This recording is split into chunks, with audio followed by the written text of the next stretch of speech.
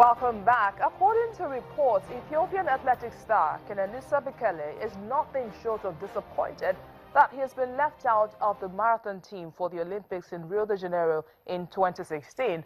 Well, according to him, the selection process was biased and the result unjust.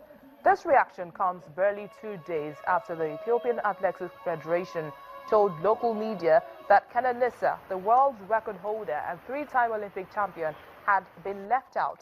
The EAF Secretary General does not agree with the allegations made by Kenenisa and was quoted as saying that in Kenenisa's case, he hasn't met the requirements and so he couldn't make it to Rio.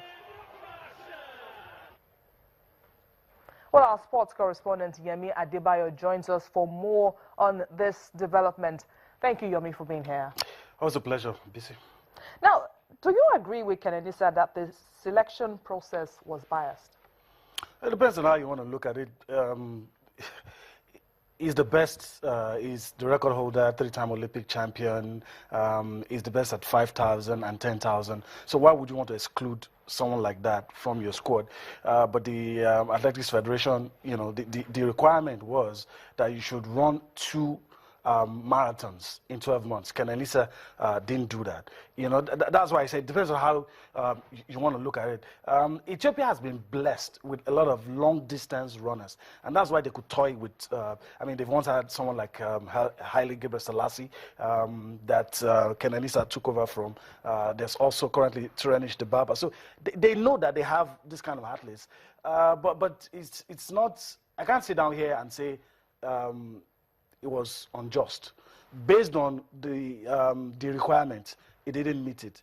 But from a sporting perspective, why would you not want to allow the best long-distance runner in the world by a very wide margin? Why would you not? He's been trying to recover from injury, and when they made that requirement, they should have known that this guy is suffering from an Achilles injury. And of course, he participated in just one marathon in the last 12 months, and he came third. That's the London marathon. But a lot of us still feel that someone like that, you still allow him, you know. But, you know, it's their call, you know. At the end of the day, the buck stops at their table, so they decide. So it's not easy to say whether it was just, but I understand Kenenisa Bekele's bitterness. I understand his anger. And, you know, I'll be bold enough to say I think it's justified. But with Kenenisa's case, one can't but wonder how the selection process for the Olympics is. Again, that's where the problem is. You can't tell a man how to run his house. So that's where the problem is. So if the guys are saying, you must do this, yeah, a lot of, he is claiming, Kenenisa Bekele, another thing that makes all of this a little messy, he said the information came too late.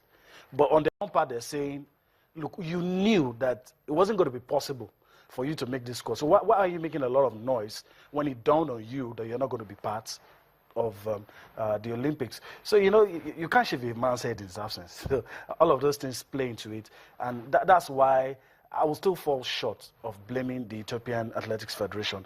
It's difficult. But like I said, for sporting reasons, I don't know. I'll still take him. And half-fit Kenenisa will probably still be in bronze medal category. So I'll be brave enough to want to take him. But they've made their choice. And I'm very sure there are a couple of new, young, and interesting athletes that they are banking on.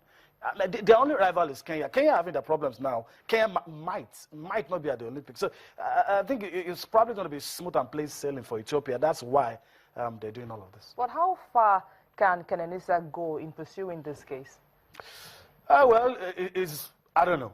But he's used his most powerful weapon. He has put his opinion out there in public domain. And, you know, even me, reading about all this, I somehow feel pained. And, you know, emotions and everything will boil over. Maybe these guys can be persuaded. But aside that, I mean, you know, all Olympic associations have a right, all athletics federations do they affiliated to a larger body, that's the international umbrella, but nobody looks into their internal matters. So if they say it's not going, it's not going. Now, looking at the current selection process, do you think it's due for a change?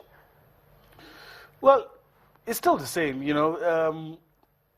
It depends on the objectives. It depends on what you want. You know, you can't go into the Olympics, for instance, and say, okay, I'm tired of seeing this guy. I want a generation next.